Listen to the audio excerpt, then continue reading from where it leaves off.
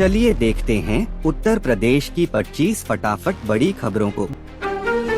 12वीं पास महिलाओं के लिए यूपी रोडवेज में सुनहरा मौका। 1 अप्रैल को लगेगा भर्ती मेला। उत्तर प्रदेश में महिला सशक्तिकरण को बढ़ावा देते हुए रोडवेज निगम ने नौकरी का अच्छा अवसर दिया है। मुरादाबाद क्षेत्र में 1 अप्रैल 2026 को महिला संविदा परिचालक कंडक्टर भर्ती मेला आयोजित होगा। 12वीं पास महिलाएं सीधे मेला स्थल पर पहुंचकर आवेदन कर सकेंगी और भर्ती प्रक्रिया में शामिल हो सकेंगी। यह पहल मुख्यमंत्री योगी आदित्यनाथ की घोषणा के तहत की जा रही है, जिसका मुख्य उद्देश्य महिलाओं को आत्मनिर्भर बनाना है।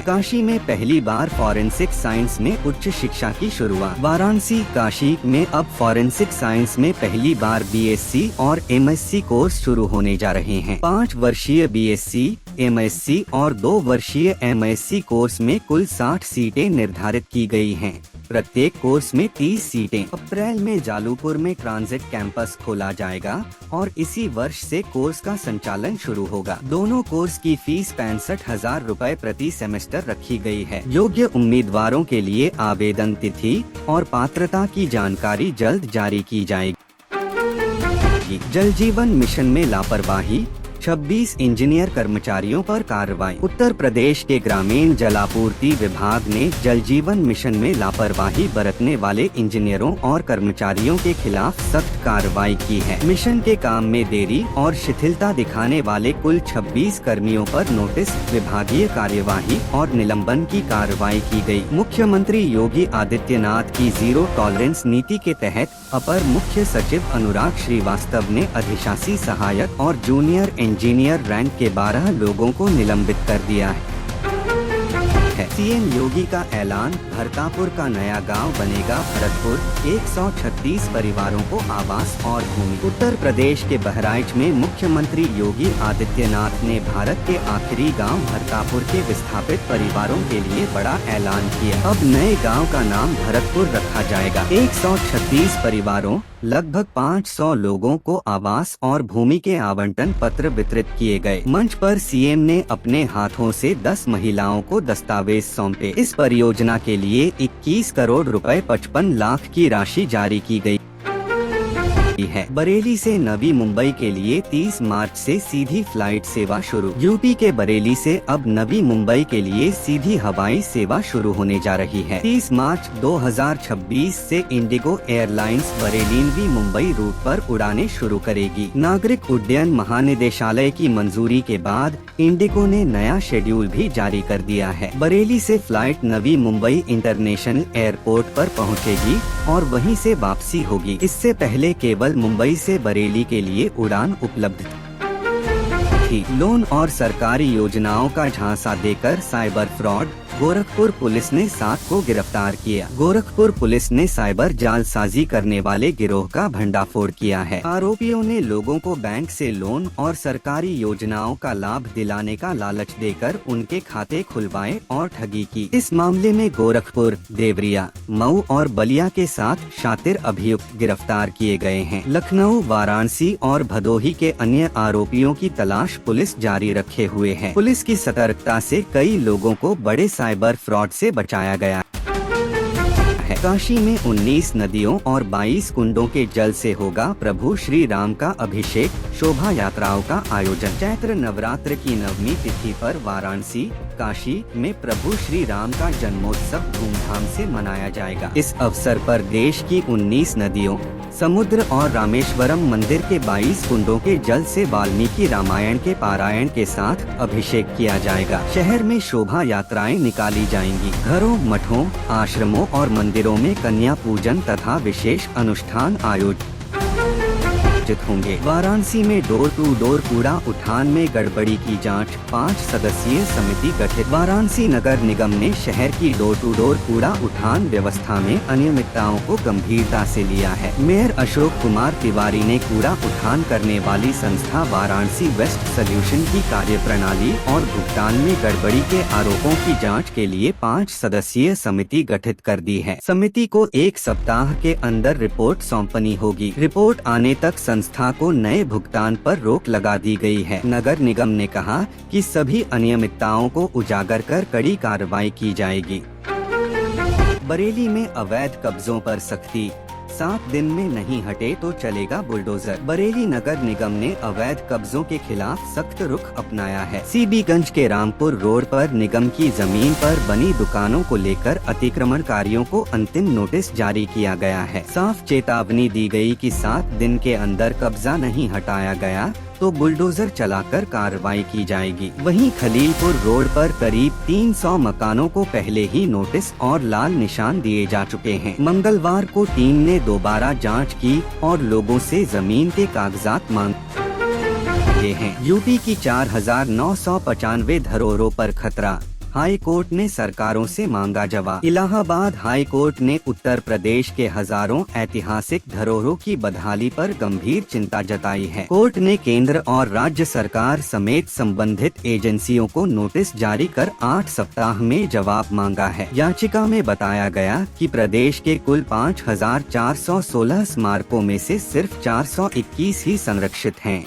जबकि 4,995 पूरी तरह असुरक्षित और जर्जर हालत में हैं। एआई पार्क एमओयू पर सियासत तेज, अखिलेश यादव का योगी पर तंज। उत्तर प्रदेश में एआई पार्क के एमओयू को लेकर सियासी घमासान बढ़ गया है। सपा प्रमुख अखिलेश यादव ने सीएम योगी आदित्यनाथ पर तंज कसते हुए कहा कि समझौता करने से पहले एआई कंपनी की पहुंच और साख के बारे में एआई से ही पूछ लेना चाहिए था। उन्होंने सरकार के आसपास के लोगों पर भी निशाना साधा और भ्रष्टाचार के आरोप लगाए। अखिलेश ने कहा कि ऐसे मामलों से प्रदेश की छवि खराब होती है और ईमानदार निवेशक पीछे हट जाते हैं। महिला सुरक्षा से बड़ी वर्कफोर्स, गोरखपुर में सीएम योगी का बड़ा दावा। गोरखपुर में मुख्यमंत्री योगी आदित्यनाथ ने महिला सुरक्षा और स्वावलंबन को लेकर बड़ा बयान दिया। उन्होंने कहा कि 2017 के बाद सरकार के प्रयासों से प्रदेश में महिला श्रम शक्ति 12% से बढ़कर 36% से अधिक हो गई है। सीएम ने कहा कि किसी भी समाज की असली पहचान महिलाओं की सुरक्षा से होती है। अब महिलाएं बिना डर के शिक्षा और रोजगार के क्षेत्र में आगे बढ़ रही हैं। वे मदन मोहन मालवीय प्रौद्योगिकी विश्वविद्यालय में महिला हॉस्टल के शिलान्यास कार्यक्रम को संबोधित कर रहे थे। यूपी के 44 जिलों में कच्चे तेल की तलाश तेज, कई जगहों पर बोरिंग शुरू। उत्तर प्रदेश में कच्चे तेल और गैस की संभावनाओं को लेकर खोज कार्य तेज कर दिया गया है। फर्रुखाबाद, कन्नौज समेत 44 जिलों में विभिन्न स्थानों पर बोरिंग कर भूवैज्ञानिक सर्वेक्षण किया जा रहा है। गंगा क्षेत्र में करीब 1 दर्जन जगहों से नमूने लेकर देहरादून की लैब में जांच के लिए भेजे गए हैं। अंतर्राष्ट्रीय ऊर्जा संकट को देखते हुए यह पहल काफी महत्वपूर्ण मानी जा रही है। एलपीजी संकट से राहत की तैयारी, बनारस में तैयार मास्टर प्लान। पीएनजी से मिलेगी सुविधा। एलपीजी को लेकर बढ़ती परेशानियों के बीच वाराणसी, बनारस में राहत की तैयारी शुरू हो गई है। युद्ध के असर से गैस सप्लाई प्रभावित होने की आशंका को देखते हुए मास्टर प्लान तैयार किया गया है। इसके तहत घरों में पीएनजी गैस पहुंचाने पर जोर दिया जा रहा है। जल इंडिया को 2018 में इसकी जिम्मेदारी दी गई थी और अब तक करीब 7,000 घरों में पीएनजी कनेक्शन दिया जा चुका है। यूपी में पेट्रोल, डीजल और गैस की कोई कमी नहीं, सरकार ने अफवाहों से बचने की अपील की। उत्तर प्रदेश में पेट्रोल, डीजल और एलपीजी की कमी को लेकर फैल रही अफवाहों पर सरकार ने साफ किया है कि प्रदेश में ईंधन की आपूर्ति पूरी तरह सामान्य और पर्याप्त है। सरकार ने उपभोक्ताओं से अनावश्यक बुकिंग न करने और अफवाहों पर ध्यान न देने की अपील की है। राज्य में 4,143 एलपीजी डिस्ट्रीब्यूटर्स करीब 4.85 करोड़ उपभोक्ताओं को नियमित सप्लाई दे रही हैं। शंकराचार्य अभिमुक्तेश्वर आनंद को हाई कोर्ट से राहत, पॉक्सो केस में गिरफ्तारी पर रोक। इलाहाबाद हाई कोर्ट ने शंकराचार्य स्वामी अभिमुक्तेश्वर आनंद को बड़ी राहत दी है। पॉक्सो एक्ट के तहत दर्ज मामले में कोर्ट ने उनकी गिरफ्तारी पर रोक लगा दी है। इस मामले में कोर्ट ने पहले सुनवाई के बाद फैसला सुरक्षित रखा था। बुधवार को निर्णय सुनाते हुए न्यायालय ने स्वामी अभिमुक्तेश्वर आनंद और उनके शिष्य स्वामी प्रत्यक्ष चैतन्य मुकुंदानंद गिरी समेत अन्य आरोपियों को राहत प्रदान की। रामनवमी पर पूरे दिन खुले रहेंगे राम मंदिर के कपाट, रामलला को लगेगा 6 क्विंटल पंजीरी का भोग। रामनवमी के पावन अवसर पर अयोध्या के श्री राम जन्मभूमि मंदिर में विशेष तैयारियां की गई हैं। इस दिन मंदिर के कपाट पूरे दिन खुले रहेंगे ताकि देश विदेश से आने वाले श्रद्धालु सहज दर्शन कर सकें। राम जन्मोत्सव के अनुष्ठान सुबह 6:30 बजे से शुरू होकर 11 बजे तक चलेंगे। रामलला को 6 क्विंटल पंजीरी का भोग अर्पित किया जाएगा। ट्रस्ट के अनुसार श्रद्धालुओं की भीड़ को देखते हुए जरूरत पड़ने पर दर्शन का समय बढ़ाया भी जा सकता है। मेरठ के काशी गांव में तनाव बरकरार, पुलिस पीएसी तैनात, ड्रोन से निगरानी। मेरठ के परदापुर थाना क्षेत्र के काशी गांव में सांप्रदायिक विवाद के बाद हालात तनावपूर्ण बने हुए हैं। एहतियात के तौर पर गांव में भारी पुलिस बल और पीएसी तैनात कर दी गई है। प्रशासन लगातार स्थिति पर नजर रखे हुए है। सुरक्षा बढ़ाने के लिए संवेदनशील इलाकों में ड्रोन से निगरानी की जा रही है। साथ ही पुलिस मुख्य चौराहों और गलियों में पैदल गश्त भी कर रही है। गोरखपुर में 11 साल से MBBS फेल छात्र को फिर मिली पढ़ाई की अनुमति। गोरखपुर के BRD मेडिकल कॉलेज का एक छात्र पिछले 11 साल से MBBS प्रथम वर्ष की पढ़ाई कर रहा है, लेकिन इस बार भी 2 विषयों में फेल हो गया। रिजल्ट आने के बाद कॉलेज प्रशासन ने परिजनों को सूचना दी। मेडिकल काउंसिल ऑफ इंडिया के नियमों के अनुसार छात्र को इस बार भी परीक्षा देने की अनुमति मिल सकती है। यह छात्र 2014 बैच का है और आजमगढ़ का रहने वाला है। गैस बुकिंग समय सीमा में कोई बदलाव नहीं, केंद्र ने अफवाहों का खंडन किया। केंद्र सरकार ने LPG सिलेंडर की बुकिंग समय सीमा में बदलाव की अफवाहों को पूरी तरह खारिज कर दिया है। मंत्रालय ने स्पष्ट किया कि प्रधानमंत्री उज्ज्वला योजना के कनेक्शन और सिंगल या डबल सिलेंडर बुकिंग की समय सीमा में कोई बदलाव नहीं हुआ है। सोशल मीडिया और मीडिया में फैल रही रिपोर्ट्स गलत और भ्रामक हैं। सरकार ने नागरिकों से अपील की है कि वे ऐसी अफवाहों पर बिल्कुल ध्यान न दें। मौजूदा बुकिंग नियम पहले की तरह ही जारी रहेंगे। शिवेंद्र पांडे बने बैंक महाप्रबंधक, मेहनत से बैंक को नई ऊंचाइयों तक ले जाने का दावा। रेलवे कोऑपरेटिव बैंक के नए महाप्रबंधक शिवेंद्र पांडे बने हैं। पदभार ग्रहण करने के बाद उन्होंने कहा कि बैंक को नई ऊंचाइयों पर ले जाना उनकी प्राथमिकता है। उनका लक्ष्य ग्राहकों को बेहतर सुविधाओं के साथ साथ सरकार की योजनाओं का लाभ दिलाना है। तारामंडल के रहने वाले शिवेंद्र पांडे पूर्व विधायक शीतल पांडे के पुत्र हैं। रामनवमी पर यूपी में मौसम बदलेगा, मार्च के आखिरी दिनों में बारिश का अलर्ट। उत्तर प्रदेश में रामनवमी से पहले मौसम बदलने वाला है। 26 मार्च को दुर्गाष्टमी और 27 मार्च को रामनवमी पर कई इलाकों में बारिश की संभावना है। मौसम विभाग के अनुसार मार्च के अंत तक 29 से 31 मार्च तक 2 नए पश्चिमी विक्षोभ सक्रिय रहेंगे, जिससे प्रदेश के विभिन्न हिस्सों में व्यापक वर्षा हो सकती है। विशेषज्ञों का कहना है कि अप्रैल में भी पश्चिमी विक्षोभ का असर जारी रह सकता है।